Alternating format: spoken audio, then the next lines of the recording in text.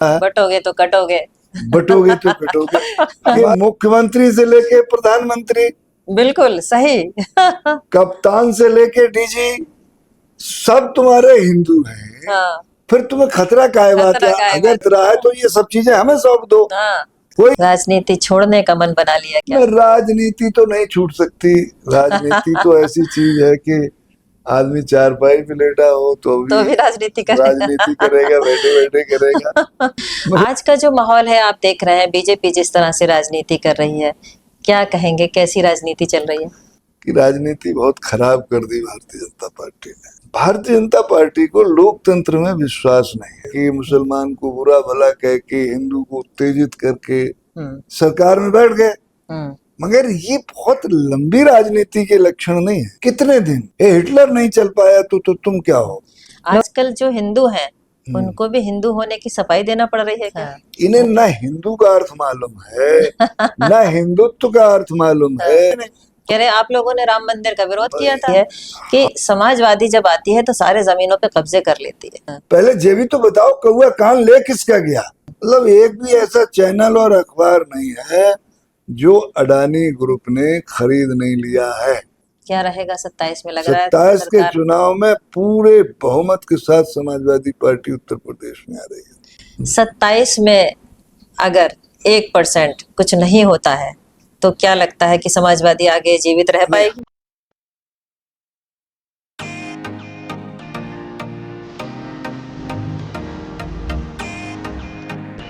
हमारी पार्टी और हमारे नेता सदा किसानों, नौजवानों, पिछड़ों, दलितों और मुसलमानों की लड़ाई लड़ते रहे। हम उस पार्टी के एक सिपाही, अब तक वहाँ जनपद मुख्यालय पर लड़ते रहे, यहाँ भेज दिया तो यहाँ लड़ाई लड़ी। मैं बहुत आभारी हूँ आपका कि आपने इस सदन में इतना अच्छे ढंग से चलाया कि जितने जूनियर मेंबर थे उनको भी अच्छा मौका दिया और घंटी 1 मिनट और समय देकर ही बजाई, पहले नहीं बजाई।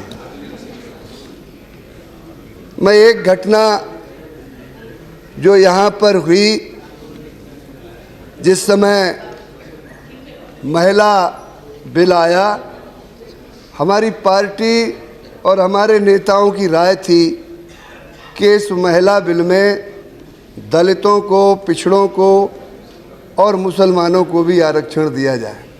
आज के पॉडकास्ट में आप सभी का बहुत बहुत स्वागत है।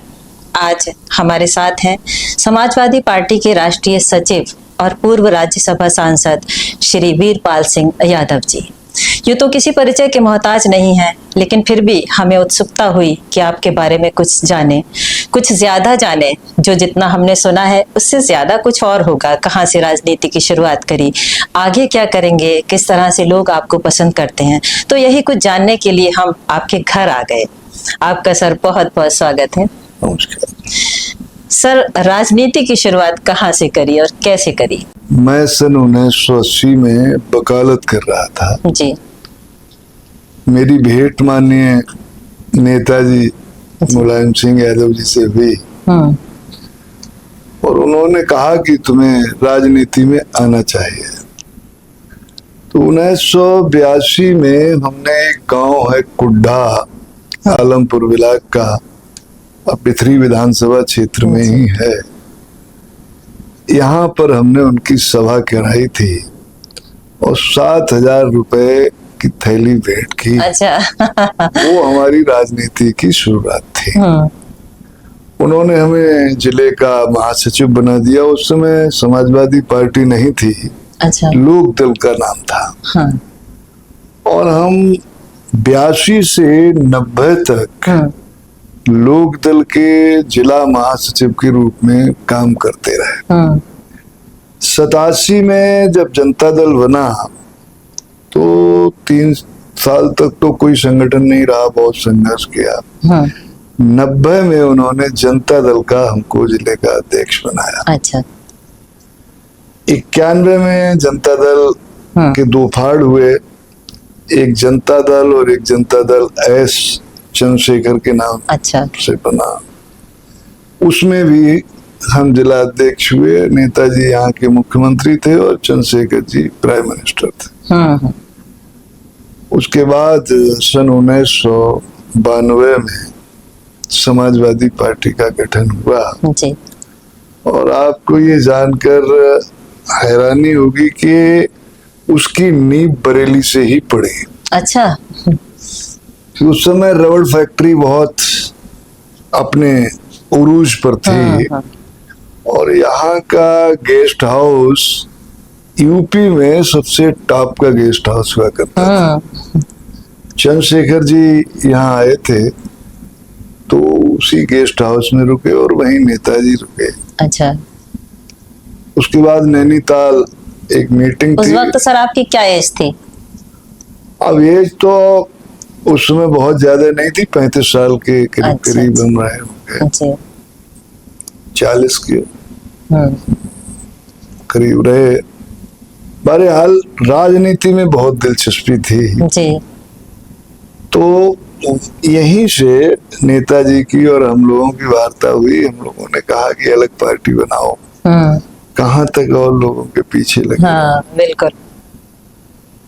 तब बेगम हजरत महल पार्क में स्थापना हुई समाजवादी पार्टी की। आप उस वक्त साथ थे? हम उस समय साथ थे और संस्थापक सदस्यों में हमारा भी नाम था। बिल्कुल। हाँ। मगर पार्टी का जिला अध्यक्ष उन्होंने बनाया। 93 में चुनाव हुए और बरेली जनपद में इतिहास कायम किया। 9 सीटों में से 7 सीटें हम लोगों ने जीती। अरे अच्छा। और नेताजी उत्तर प्रदेश के मुख्यमंत्री बने हमारी सरकार में। जी। उसके बाद जो बसपा से गठबंधन था वो टूटा, सरकार गई, फिर संघर्ष किया। उस वक्त आपने भी चुनाव लड़ा था? उस समय हमने नहीं लड़ा था। अच्छा।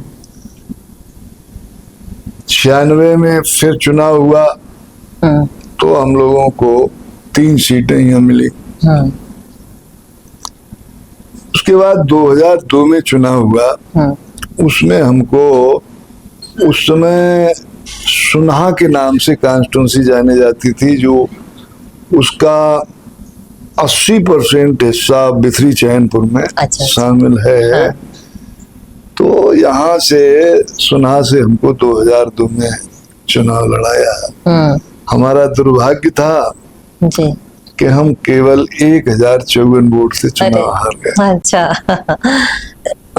सरकार बनी फिर 2003 में, हम पार्टी के अध्यक्ष थे और उसके बाद हमको राज्य मंत्री का दर्जा नेताजी ने 2003 में दे दिया और आवाज संघ एक संस्था थी उसका हमको अध्यक्ष बना दिया। अच्छा। उसके बाद ये चलता रहा। 2006 में हमको उन्होंने राज्यसभा भेज दिया। 2006 से 2012 तक राज्यसभा के मेंबर रहे, अध्यक्ष भी रहे। तो चुनाव कितनी बार लड़ा आपने? चुनाव 2 बार लड़ा है। 2002 के बाद फिर तो हमें राज्यसभा का बना दिया था तो चुनाव लड़ने का कोई प्रश्न ही नहीं जी। 12 में हम राज्यसभा के मेंबर थे। 7 में भी 12 मेंबर थे तो 7 और 12 के चुनाव पर नहीं लड़ा। फिर 1917 का चुनाव लड़ा। उस समय पार्टी में बहुत उथल पुथल थी। बिथरी चैनपुर से हम चुनाव लड़े, हार गए। उस समय भी हमको 89,000 वोट, बहुत वोट थे मिला।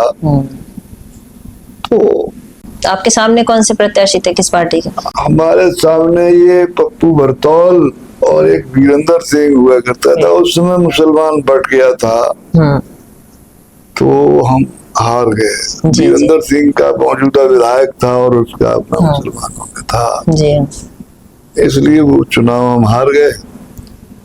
उसके बाद फिर तो 22 का लड़े नहीं जी। अब हमने तय कर लिया अब हम चुनाव नहीं लड़ेंगे। अच्छा। हम राष्ट्रीय अध्यक्ष जी से मिले थे जी और उनसे कह दिया कि नहीं लड़ेंगे। तो आगे बच्चे लड़ सकते हैं?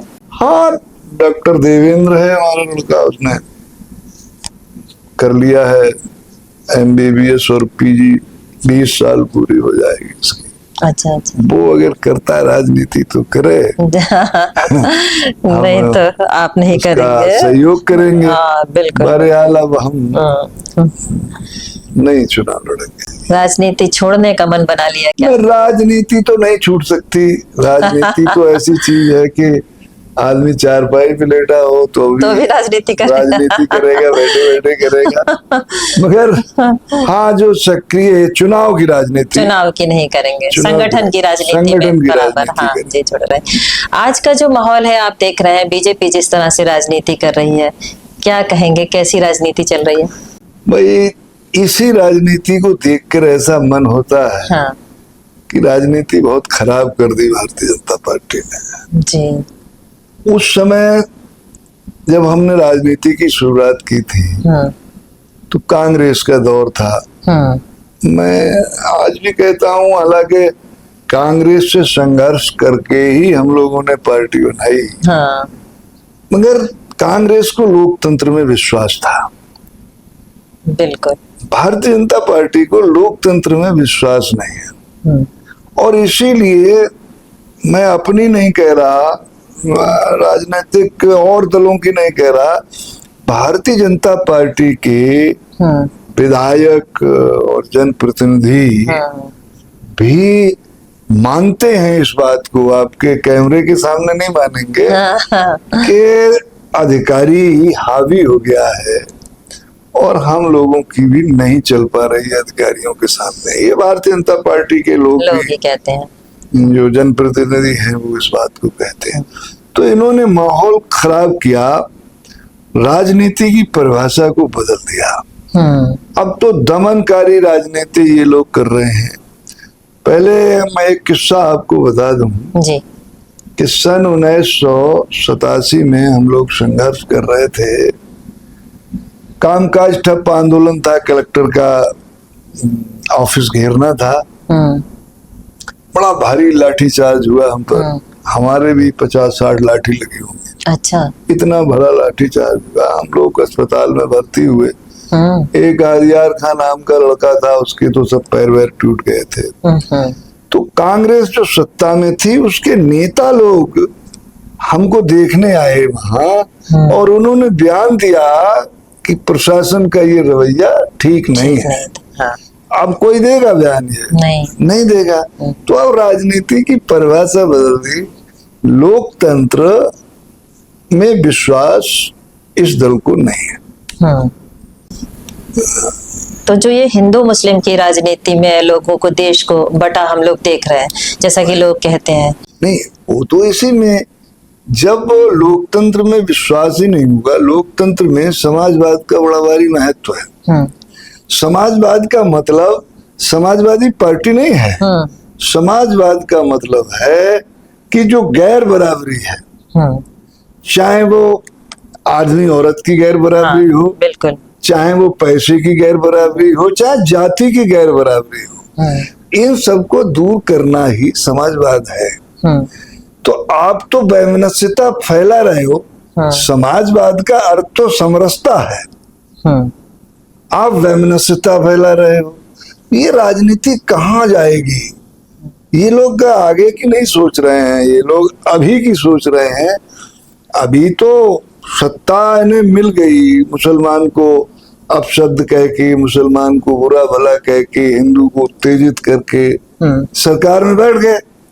मगर ये बहुत लंबी राजनीति के लक्षण नहीं है। कितने दिन ये हिटलर नहीं चल पाया तो तुम क्या हो? लोग कहते हैं कि अगर वो हिंदू की राजनीति कर रहा है तो समाजवादी मुसलमानों के साथ मुस्लिम राजनीति करती है। नहीं नहीं, देखो, हम मुसलमान की राजनीति नहीं करते थे, हम हिंदू की राजनीति नहीं करते थे, हम समरसता की राजनीति करते थे।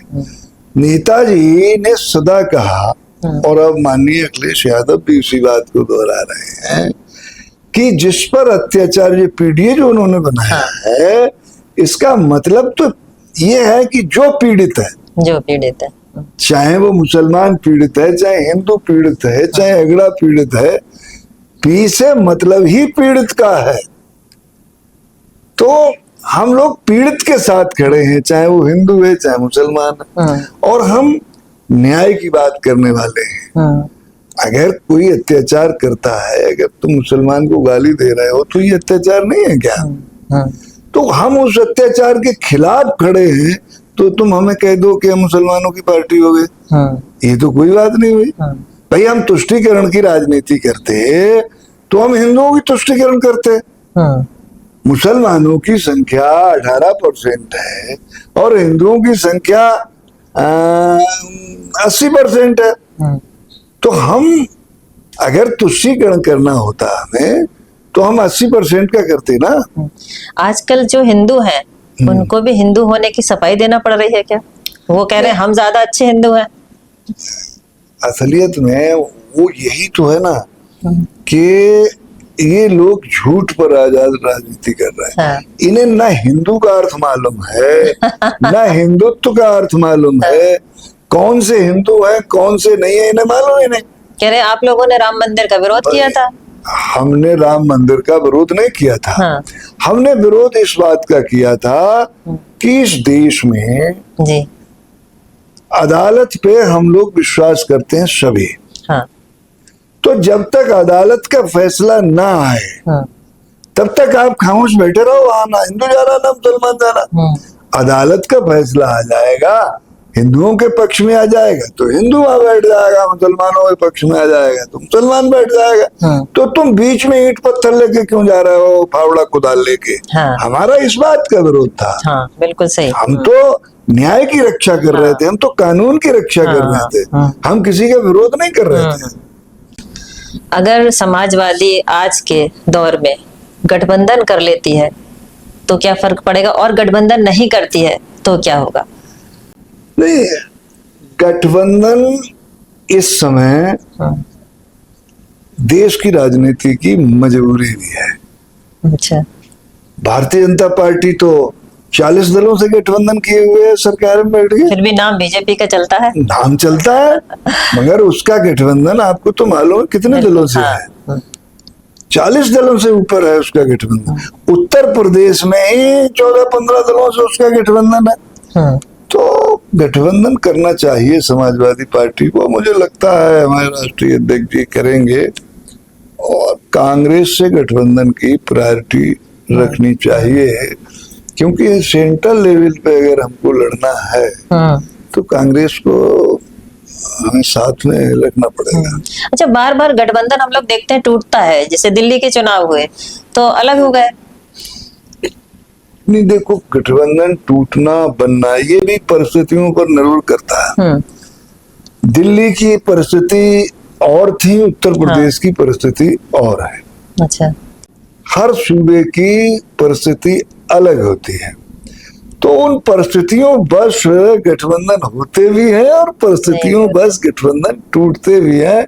ये एक स्वाभाविक प्रक्रिया है, इसमें बहुत ज्यादा बहस की जरूरत नहीं है कि क्यों टूटा और क्यों बना। ये सब परिस्थितियों। अच्छा, लोकसभा में अभी जो गठबंधन आप लोगों का था, तो आपको लगता है कि कांग्रेस से गठबंधन था इसलिए समाजवादी को फायदा हुआ? नहीं, कांग्रेस को भी तो फायदा हुआ, 0 से वो भी तो पहुंच गए। अच्छा। भाई 6 पे गठबंधन से केवल समाजवादी पार्टी को फायदा नहीं हुआ, गठबंधन से कांग्रेस को फायदा हुआ। वो 0 से हीरो बन गए। तो सबको फायदा होता है, दोनों दलों को। जो लोग गठबंधन में होते हैं उन्हें सब फायदा होता है। लोग कहते हैं कि आजकल की जो समाजवादी पार्टी है और जो माननीय मुलायम सिंह साहब के समय में हुआ करती थी, दोनों में फर्क आ गया है कुछ, ऐसा है क्या? ना, ये हमें तो महसूस होता नहीं। समाजवादी पार्टी एक विचारधारा है और उसी विचारधारा पर माननीय अखिलेश यादव चल रहे हैं। तो ये विपक्षी लोग अगर इस तरह की अफवाहें फैलाएं अलग बात है, मगर कोई वही तो लोग हैं सब। भाई अखिलेश यादव जब नेताजी थे तब मुख्यमंत्री थे, वही अखिलेश यादव अब है। वही वीरपाल तब थे, वही वीरपाल अब हैं। तो अब में और तब में फर्क क्या है? जितने नेता समाजवादी पार्टी के उस समय समाजवादी पार्टी को चला रहे थे, वही नेता आज समाजवादी पार्टी को चला रहा है। तो अंतर कहाँ से आ गया? कोई अंतर नहीं। वैसे ही है जैसी थी। जैसी थी तैसी है। अच्छा, जब जब इलेक्शन का टाइम आता है विधानसभा का, तो एक लोगों में ये अफवाह कहें या एक बात कहें कि उड़ने लगती है कि समाजवादी जब आती है तो सारे जमीनों पे कब्जे कर लेती है। क्या कहेंगे? नहीं, एक पे बताएं भी तो। हाँ। ये कह देने से कि वो कौआ कान ले गया, इससे काम थोड़ा ही चलेगा। हाँ। पहले ये भी तो बताओ कौआ कान ले किसका गया, भाई किसकी जमीन पर कब्जा हुए, हाँ। ये भी तो बताओगे। और किसने किए ये भी बताओगे। भाई दल में अच्छे लोग भी होते हैं, बुरे लोग भी होते हैं। भारतीय जनता पार्टी में नहीं कब्जा हो रहा है, सबसे ज्यादा तो भारतीय जनता पार्टी में कब्जा हो रहा है। तो ये कह देना गलत है कि समाजवादी पार्टी में कोई कब्जे कर रहा है, कतई नहीं। एक भी प्रमाण इन लोगों ने आज तक, कितने साल हो गए यहाँ सरकार चलाते हुए, भाई 8 साल तो यहाँ हो गए और 12 साल वहां हो गए, तो अब तक तो एक भी कब्जे वाले को इन्होंने नहीं दिखाया। इस तरह का जो परसेप्शन बन जाता है उसको तोड़ने के लिए समाजवादी कुछ करती नहीं है। लोग कह रहे हैं तो कहने दो, जवाब तो चाहिए ना। नहीं, जवाब मिल रहा है, हर समय मिल रहा है, मगर है क्या, अब तो काफी सही हो गया ये जो सोशल मीडिया है। हाँ, बात पहुंचने लगी है। पहुंचने लगी है। जी हाँ। जितने भी चैनल हैं हिंदुस्तान के बड़े चैनल, कोई चैनल ऐसा है जो अडानी ने नहीं खरीद लिया, मुझे बता दो। किसी में 100% खरीद लिया, किसी में 51% खरीद लिया, किसी में 40%। मतलब एक भी ऐसा चैनल और अखबार नहीं है जो अडानी ग्रुप ने खरीद नहीं लिया है। तो हम कहेंगे तो हमारी बात कहाँ आ जाएगी? उनकी बात आएगी, हमारी नहीं आएगी। हम कोई बयान देंगे, हमारा इतना बड़ा नेता, हम यहाँ 37 एमपीओ के मालिक हैं, तो अखिलेश जी का बयान आएगा 1.5 लाइन में। हाँ। और वो वहां के नेता जिनकी कोई हैसियत नहीं, उनके आएंगे फ्रंट पृष्ठ पे। तो ये मीडिया को उन लोगों ने अपने कब्जे में कर लिया है, इसलिए हम लोगों ने उसका नाम गोदी मीडिया रख दिया है। तो हमारी बात पहुंच नहीं पाती है लोगों तक ना। जी जी। अब इतना सिस्टम हो, अब पहुंचने लगी है। हाँ। अब सब कहने लगे हैं कि हाँ ये लोग झूठ बोलते हैं, ये झूठ पर आधारित राजनीति करते हैं। अब तो किसान भी परेशान है, दुकानदार भी परेशान है। कोई ऐसा शख्स नहीं है जो परेशान नहीं हो। अब की 27 के चुनाव मालूम हो जाएगा इन लोगों को क्या रहेगा 27 में। लग रहा है 27 के चुनाव में पूरे बहुमत के साथ समाजवादी पार्टी उत्तर प्रदेश में आ रही है। कार्यकर्ता तो दिखते नहीं हमें समाज में समाजवादी के। नहीं, कार्यकर्ता हैं और काम भी कर रहा। अच्छा, जो इतनी पीडीए पंचायतें हो रही हैं तो ये कार्यकर्ता ही तो कर रहे हैं, और कौन कर रहा है? नहीं तो अब इलेक्शन आ रहा है ना, इसलिए कर रहा है। वैसे घर घर जाके नहीं पूछते हैं कैसे हो तुम लोग। नहीं, अब काम से ही काम होता है जी। नहीं, जब कोई काम होता है तभी आदमी निकलता है। 27 में अगर 1% कुछ नहीं होता है तो क्या लगता है कि समाजवादी आगे जीवित रह पाएगी? हमारी निगेटिव सोच है ही नहीं कि अच्छा। 1% कुछ नहीं होता। क्यों नहीं होता? 1% नहीं मानेंगे आप? 1% भी नहीं, 100% सरकार आ रही है समाजवादी पार्टी। जी। दलित, पिछड़े और अल्पसंख्यकों की बात होती है, ये लोग मिलके आपकी सरकार बना देते हैं, ऐसा मानते हैं। अभी जो 80% लोग 3-4% लोगों के साथ है, जो परसेंट अलग है अगड़ों का, उनको अपने साथ कैसे लाएंगे? अगड़े कौन नहीं है हमारे साथ? हमारे साथ तो अगड़े हैं, और हम अगड़ों के साथ। विधानसभा में नेता विरोधी दल कौन है बताओ? नाम बताओ, मालूम है? मुझे नहीं मालूम। माता प्रसाद पांडे। अच्छा। वो नेता विरोधी दल है विधानसभा में। तो अगड़ों को तो हम लोग सम्मान देते हैं। हम जो पीड़ित हैं उनके पक्ष में जरूर खड़े होते हैं। इसमें किसी को कष्ट हो तो होता रहे, पीड़िए तो अब चलेगा। ये बहुत टाइम से बीजेपी की सरकार चल रही है, आपको कभी इस बीच ऑफर आया कि बीजेपी में आ जाइए? हमें सब जानते हैं ना बीजेपी वाले। अच्छा। कि ये विचारधारा का व्यक्ति है, नहीं जाएंगे। यहाँ सिर मारना बेकार है। तो कौन नहीं जानता है यार, भाई हम 25 वर्ष तो अध्यक्ष रहे पार्टी जी के, हाँ, जी हाँ। तो हम विचारधारा के व्यक्ति हैं, हम कोई लालच लोभ के आदमी थोड़े। लोग कहते हैं कि अखिलेश अगर एक यादव बार उस जी, आदमी से कौन ऑफर करेगा जो आदमी स्वयं कह रहा है कि मुझे चुनाव ही नहीं लड़ना। सुना तो राजनीति में ऐसे 2 ही 4 व्यक्ति मिलेंगे, हाँ। ऐसे लोग नहीं मिलेंगे। हाँ, ज्यादातर लोग चुनाव साला लड़ना कबर में से उठ के तो चुनाव लड़ने के लिए तैयार हो जाएगा आदमी। तो आपको लड़ना चाहिए ना। अरे नहीं लड़ूंगा, कह दिया तो कह दिया। बिथरी चैनपुर आपका इलाका रहा उधर का, हाँ। तो वहाँ की खास समस्याएं क्या है अभी भी? भाई वहाँ की बहुत सारी समस्याएं तो हम लोगों ने अपनी सरकार में समाधान उनका कर दिया। हमारे क्षेत्र में लगभग 80 किलोमीटर तक रामगंगा नदी है। अच्छा। यहाँ से शुरू होती है सुगनपुर धनेती से और चली जाती है हिम्मतपुर तक। उसमें सबसे बड़ी समस्या थी कि बाढ़ के दिनों में गंगा के किनारे के गांव बर्बाद हो जाते थे। हमने तटबंध बनवा दिया जी अपनी सरकार में। अच्छा।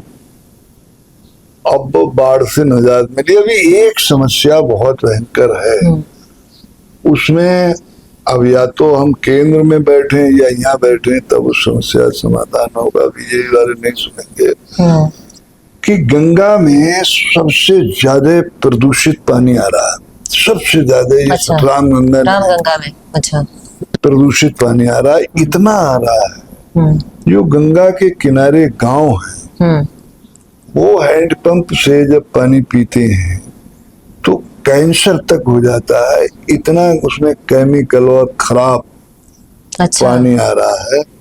तो ये लोग गंगा की सफाई के नाम पर, नदियों की सफाई के नाम पर अरबों रुपया ले चुके हैं। और सबसे छोटी नदी है रामगंगा, जो जी यहाँ शाहजहानपुर पे खत्म हो जाती है और टेहरी से निकल के शाहजहानपुर पे खत्म हो जाती है। सबसे छोटी नदी है, इसको तक आज तक ये साफ नहीं कर पाए। और नदियां कैसे साफ कर लेंगे, इतनी बड़ी बड़ी नदियां, सबसे छोटी तो ये। और इसमें बहुत केमिकल, जाने कहाँ से गंदा पानी और ये सब सीवर। हम तो ये राज्यसभा में उठाया था कि ये सही है कि आप सिर पर मैला ढोने की प्रथा खत्म कर रहे हो और जल शौचालय बना रहे हो, ये बिल्कुल सही है, मगर वो जल कहाँ जा रहा है और किससे मिल रहा है जाके, इसकी भी तो चिंता करो। हर शहर में ट्रीटमेंट भी तो लगाओ कि ये तुम्हारा शौचालय का जल ये किसी नदी में न मिले जाके। शहर के बाहर एक आपको प्रोजेक्ट लगाना चाहिए जहाँ उसको साफ करके तब नदी में वो जाना चाहिए। बरेली का सारा पानी एक तो किला की नदी है, उसमें जाता है, वो रामगंगा मिलती है जाके, और एक ये नगटिया नदी है, ये रामगंगा मिलती जाके। दोनों में सीवर का पानी जाता है, वो सब गंगा मिलता है। वो तो कह रहे हमने स्मार्ट सिटी बना दिया शहर पूरा। काहे का स्मार्ट सिटी? स्मार्ट सिटी तो अभी ये बरसात हुई है परसों, आप लोगों कैमरा अगर चले हो तो बहुत बढ़िया बात है। पूरा शहर जलमग्न हो गया है, रामगंगा बन गया, रामगंगा बन गया। तो काहे की स्मार्ट सिटी? अगर रामगंगा ही स्मार्ट सिटी है तो फिर ऐसी स्मार्ट सिटी का कोई लाभ नहीं आता। मंदिरों का लगातार यहाँ कंस्ट्रक्शन हो रहा है। लोग कहते हैं, जो आला हजरत से जुड़े हुए लोग हैं, कि इसको नाथ नगरी का नाम दे दिया। जगह जगह मंदिरों का निर्माण हुआ, जो गेट लगे हैं वो भी मंदिर नुमा बनाए गए हैं। तो क्या मुस्लिम भावनाएं आहत नहीं होंगी? नहीं, अब ये तो खैर है, मगर ये नाथ नगरी अभी नाम नहीं दिया गया है, ये लोगों को गलत फहमी है। अच्छा। नाथ नगरी ये बहुत प्राचीन नाम है, क्योंकि यहाँ नाथ संप्रदाय के लोगों का वर्चस्व था। अच्छा। तो जितने भी अड़ोस पड़ोस मंदिर बने हैं ये सब नाथ संप्रदाय के ही हैं, चाहे अलकनाथ हो, चाहे टिवरी नाथ हो, चाहे ये जितने भी तो मंदिर यहाँ पर हैं, जो ये बड़ी नाथ, नाथ हो। हाँ, जो नाथ के नाम पड़ा है, तो क्या कोई लोग यहाँ रहते थे आके, कैसे पड़ा नाम? ये नाथ संप्रदाय हाँ। एक होता था साधुओं में, अच्छा। जो बाबा लोग होते थे उनमें एक नाथ संप्रदाय होता था, और इसमें अधिकतर जो नागा संप्रदाय के हाँ, लोग नागा होते संप्रदाय थे, होता है। वो उनमें है एक संप्रदाय। अच्छा। नागा में कई अखाड़े हैं, जूना अखाड़ा, आनंद अखाड़ा। अच्छा अच्छा। तो यहाँ पर हम्म ये नाथ संप्रदाय के लोगों का हम्म वर्चस्व था, हम्म इसलिए ये नाथ नगरी भी कहा गया, आला हजरत की भी नगरी कहा गया। यहाँ आला हजरत भी हुए। वो समाजवादी पार्टी के टाइम कहा गया आला हजरत नगरी? नहीं, हाँ। ये समाजवादी भी नहीं थी और कांग्रेस भी नहीं थी, ये अंग्रेजों के शासन के समय अच्छा। की बात हम कह रहे हैं। उस समय आला हजरत की नगरी कोई आज आला हजरत हुए, उस समय हुए। उसी समय से अच्छा।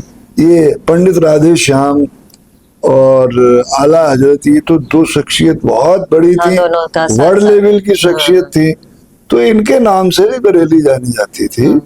मगर नाथ संप्रदाय यहाँ बहुत आगे था, इसलिए इसे नाथ नगरी कहा जाता है। इसे भारतीय जनता पार्टी ने नाथ नगरी का नाम नहीं दिया जी। वो अपनी पीठ ठोक लें कि वो नाथ नगरी हमने बना दिया। और जहां तक मंदिरों का और इनका काम है, ये मेरी अपनी व्यक्तिगत राय में जी। ये तो श्रद्धालुओं का काम है, बिल्कुल। ये सरकार का काम। सरकार का काम तो पुल बनवाना, सड़क बनवाना, नाली बनवाना, ये काम है, ये काम है। हाँ। ये काम नहीं है जो ये मंदिर कर रहे हैं।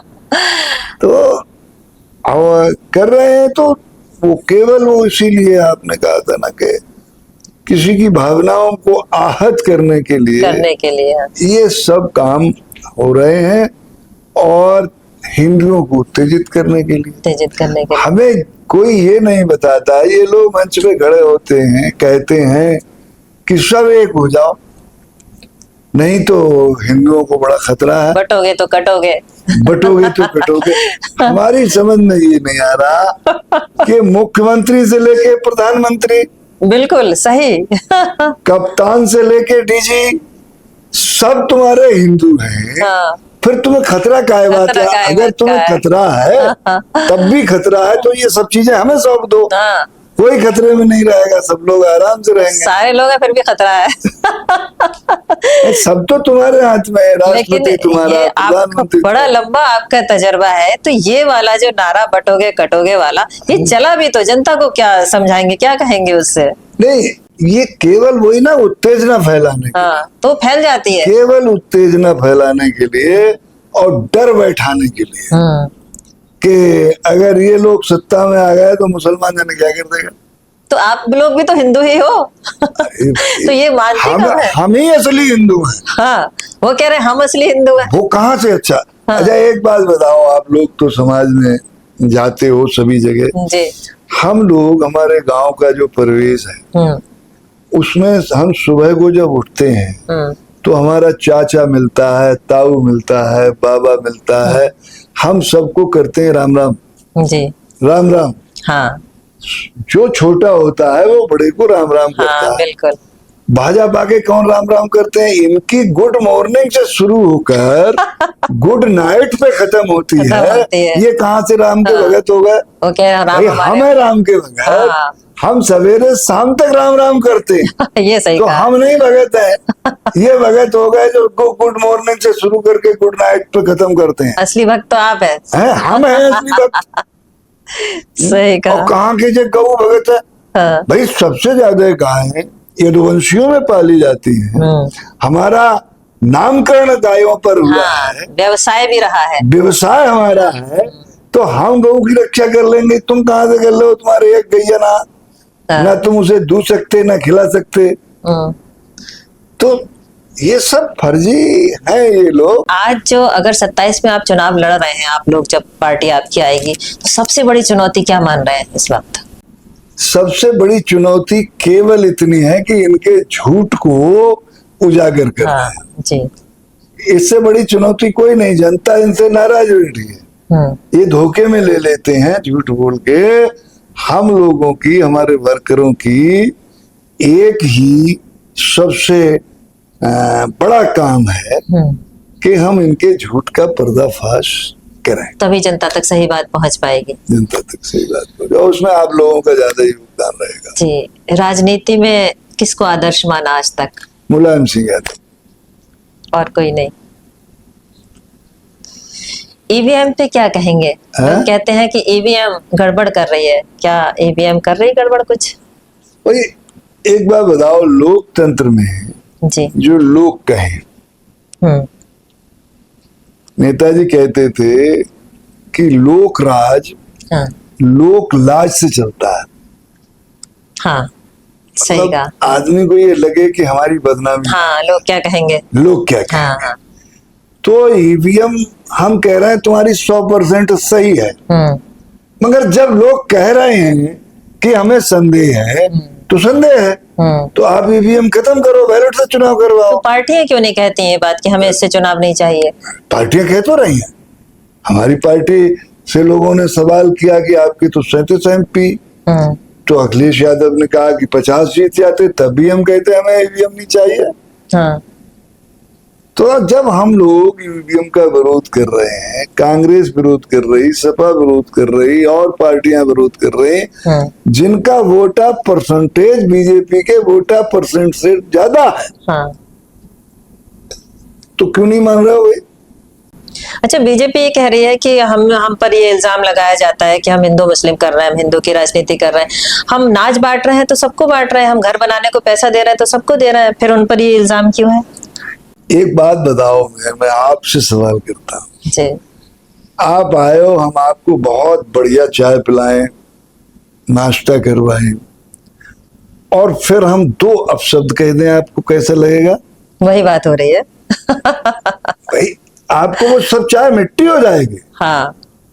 तो तुम अनाज दे रहे हो या कुछ दे रहे हो, और उनके लिए आप शब्दों का प्रयोग कर रहे हो, तो वो तो सब मिट्टी कर दिया तुमने। भाई सम्मान करना, तुम कतई अनाज मत दो, तुम सम्मान करो, सम्मान भी मत करो, तो हमें बराबरी का दर्जा भी तो दे दो। हम भी तो हिंदुस्तान के ही हैं, सही। हम तो कोई बाहर के थोड़े ही हैं, इसी हिंदुस्तान में पैदा हुए हैं, यहाँ की मिट्टी में बड़े पले हैं। और ऐसा भी नहीं है, हिंदुस्तान की आजादी के लिए हमारा संघर्ष है, हिंदुस्तान की आजादी के लिए हमारी कुर्बानी है। अगर ठाकुर रोशन सिंह फांसी के फंदे पर झूले हैं, तो अशफाक उल्लाह ने भी तो जान गंवाई है। सही। तो हमें बराबरी का दर्जा ही दे दो तुम। तो जो ये इस तरह की राजनीति है, आपको लगता है कि ढलान पर आएगी किसी दिन? 100%। हम तो ईश्वरवादी व्यक्ति हैं। जब वो इंसान अमर नहीं है, हाँ, यस। तो कोई सरकार कैसे अमर हो जाएगी? बिल्कुल। जो आया उसे जाना तो है ही। तो जाने का वक्त आ गया क्या? अब वक्त आ गया, 27 में चली जाएगी। बिल्कुल जाएगी से। बिल्कुल जाएगी। समाजवादी ने बहुत ज्यादा विकास करा, ऐसा विपक्ष के लोग तो मानते ही हैं, जनता भी मानती है कि उसने बहुत ज्यादा सड़कें बनाई। जो लाइट आती है, ऐसा लोग कहते हैं कि अखिलेश यादव के टाइम से ही लाइट सही हो गई, जो हमारे यहाँ नहीं आती थी। उसके बाद भी जनता उतारने का क्या कारण रहा? वो अभी बात हो रही थी कि हम अपनी बात लोगों तक पहुंचा नहीं पाए। पहुंचाने का माध्यम था मीडिया, और मीडिया सब चला गया उधर चला गया। जितना इंफ्रास्ट्रक्चर अखिलेश जी ने बनाया 5 सालों में, उसका अब ये 8 सालों में भी उसका चौथाई नहीं बना पाए। चाहे सड़कों का हो, चाहे बिजली का हो, और चाहे जनता की सहूलियत की बात हो। भाई आज किसी में चौराहे पे कहा सुनी भी होती है, तो वो पक्ष ना करें, कोई दूसरा पक्ष टेलीफोन कर दे 100 नंबर पे, वही गाड़ी आ जाती है, झगड़ा बचा लिया जाता। तो ये सब काम किसने किया? एम्बुलेंस की सेवा हम लोगों ने शुरू करी। कोई गरीब जिसके पास रिक्शे को पैसे नहीं होते थे, हैं, आज वो फोन करे, एम्बुलेंस आ जाती है, उसके घर पे आ जाती है एम्बुलेंस। तो जितनी भी जन सुविधा की चीजें थी, वो सारी की सारी हम लोगों ने शुरुआत की, अच्छी शुरुआत की। अगर हमें 5 साल उस समय और मिल गए होते तो इस प्रदेश की तस्वीर ही कोई दूसरी होती। मगर बरेली के कौन कौन से फ्लाईओवर वगैरह जो है राजनीति में उस टाइम बने, अच्छा, समाज बीजेपी ने बनाया कौन सा है? हाँ, वही पूछना चाह रहे हैं उद्घाटन आपसे। तो एक आध का कर दिया है। देखो, लाल फाटक वाला पुल हमने बनवाया, जी, ये तुम्हारे पुराने शहर वाला ये शहदाना हमने वाला। बनवाया, हाँ शहदाना वाला अच्छा। हमने बनवाया, ये हार्टमैन वाला हमने बनवाया, चोपला वाला हमने बनवाया। इसमें भारतीय जनता पार्टी का कौन सा बना है? एक जरूर वही चोपला वाले पे उन्होंने अटल पुल का नाम रख दिया है और एक को जुड़वा दिया उसमें। उधर दूसरे साइड। हाँ, बाकी बनवाया सब हमारे सरकार में बना था। और उस समय भी कलेक्टर की थोड़ी सी वो हो गई। हम तो कहते रहे कि इसे 22 शेप में बनाओ, मगर वो इंजीनियरों ने उस समय पता नहीं क्यों नहीं बनाया। ये चोपला का जब वो बन रहा था नक्शा, तो जितने भी यहाँ ओवर ब्रिज हैं ये सब हमारी सरकार की देन है जी। जितनी भी 4 लेन, यहाँ से नैनीताल के लिए 4 लेन, यहाँ से बदायूं के लिए 4 लेन, ये सारी की सारी 4 लेन हमने शुरू करवाई। तो काम तो हम ही ने किया है, तो गिनवा रहे हैं हमने और उद्घाटन करे दे रहे हैं, अपनी पटिया लगाए दे रहे हैं। हाँ, हम लोगों की उखाड़ दे रहे हैं। अच्छा, हाँ, उखाड़ देते, अपना लगा दे रहे नाम उस पे। अपना नया दे रहे हैं। आप मुलायम सिंह साहब से बहुत ज्यादा मिले होंगे, अच्छी मुलाकातें रही होंगी, कोई एक ऐसी मुलाकात जो आपको आज भी याद हो? वैसे तो बहुत सी यादें हैं, जी, मगर एक चीज को मैं आज तक नहीं भूला हूँ, वो आपसे शेयर करना चाहता हूँ। 2002 में हम चुनाव लड़ रहे थे, तो चुनाव के समय तो वो पूछते ही रहते थे कि कोई कमी ना हो, हम बता जी जी। जब हम चुनाव हार गए और घर जाके लेट गए, कार्यकर्ताओं वगैरह से नहीं मिले और सरकार बनाने की कवायद चल रही थी। अच्छा। और हम अपने कमरे में बंद हो गए, तो रात के 12 या 1 बजे नेताजी का फोन आया। उस समय ये फोन नहीं थे, लैंडलाइन पे फोन आया, वीरपाल क्या कर रहा है? हमने कुछ नहीं, अभी आए थे, चुनाव हार गया। हमने हताश तो नहीं है? अच्छा। हमने कहा हताश नहीं, आप सरकार बनाओ, हम तो मुख्यमंत्री हो जाएंगे। तो हमारे दिमाग में ये बात आई कि देखो कितना व्यस्त, बिल्कुल, पूरे प्रदेश से हालचाल ले रहे थे, पूरे प्रदेश की खबरें आ रही थी, सरकार बनाने की जोड़ गांठ चल रही थी, पूर्ण बहुमत हमारा था नहीं, फिर भी आपकी, और इसके बावजूद भी नेताजी को हमारी हार का एहसास, इतना एहसास हुआ कि उन्होंने हमें फोन किया। वो चीज हम कभी उनकी नहीं भूल पाए। हमारी बहुत नजदीकियां रही। जब हम राज्यसभा के मेंबर थे, 12 में नेताजी बीमार हुए, तो हम घंटों उनके पैर दबाते थे बैठ के। अच्छा।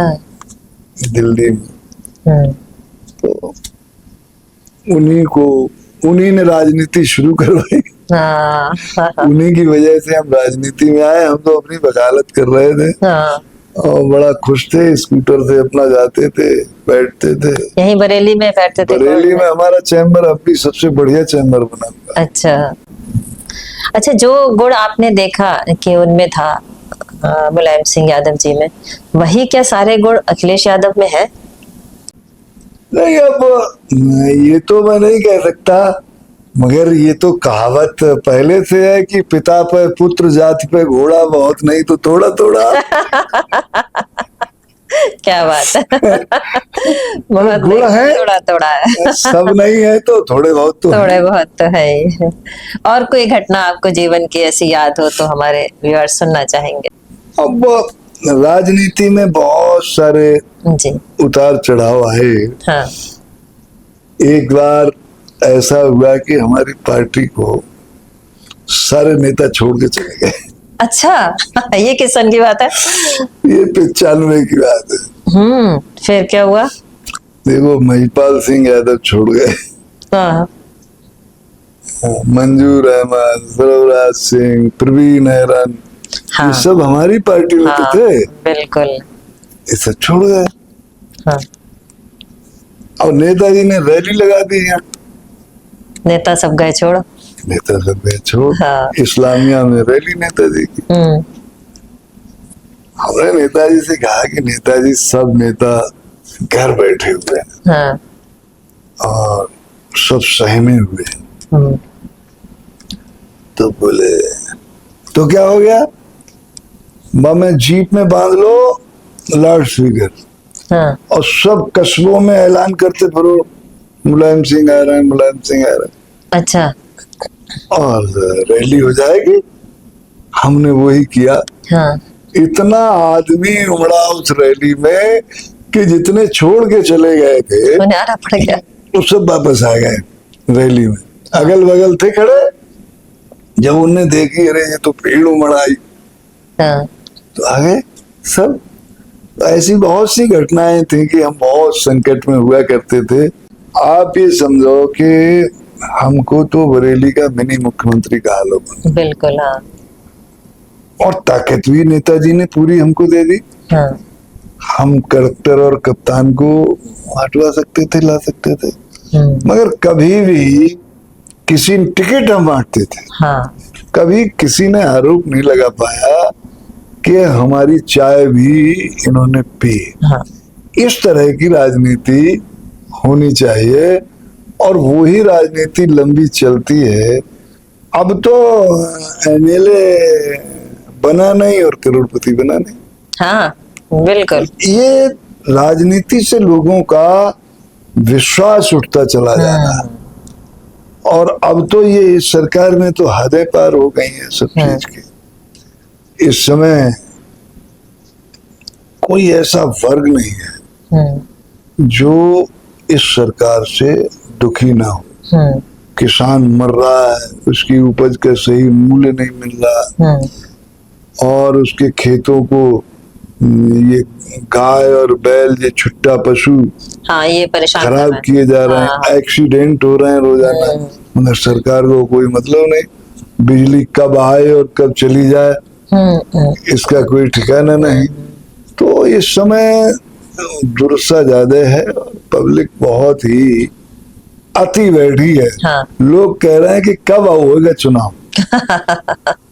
हाँ, अब वो लोकसभा में देख भी लिया। जी लोकसभा में हम 250 से ऊपर सीटों पर जीत के आए हैं विधानसभा की। तो अगर वही दोहरा दिया तो भी सरकार हम बना लेंगे। जो लोग नए राजनीति करना चाहते हैं या जो युवा हैं आना चाहते हैं उनके लिए एक छोटा सा संदेश। तो उनके लिए यही संदेश है कि वो राजनीति स्वच्छ राजनीति करें। राजनीति धंधे के लिए नहीं की जाती है, राजनीति कोई व्यापार नहीं है। ये तो नेताजी कहते थे हाँ कि राजनीति कोई व्यापार नहीं है, राजनीति जनहित में बिल्कुल करने का एक आंदोलन है। इस प्लेटफार्म पे आप जनता की भलाई कर सकते हो और कोई प्लेटफार्म है नहीं जहां जनता की भलाई कर सकते हो। बिल्कुल। तो इसलिए युवा राजनीति में आए कुछ पाने के लिए नहीं, वो अपना आदर्श सरदार भगत सिंह को मानकर आए कि उन्होंने अपने लिए नहीं देश के लिए राजनीति की। तो देश के लिए राजनीति करें, एक सोच के लिए राजनीति करें। बिल्कुल। ये नहीं है कि हम आए पद पाने के लिए और पद पाके फिर उसको नाश करने के लिए, उससे पैसा कमाने के लिए। हाँ। इस तरह की राजनीति नहीं होनी चाहिए। समाजवाद एक विचारधारा है, उससे लोग जुड़े और उससे जुड़कर पीडीए को जागृत करें। जो पीडीए बनाया है अखिलेश जी ने, उसको अभी जागरूक करना बहुत जरूरी है। पीडीए पर बहुत जुल्म हुए हैं और ये जुल्म आज से नहीं, सदियों से जुल्म हुए हैं।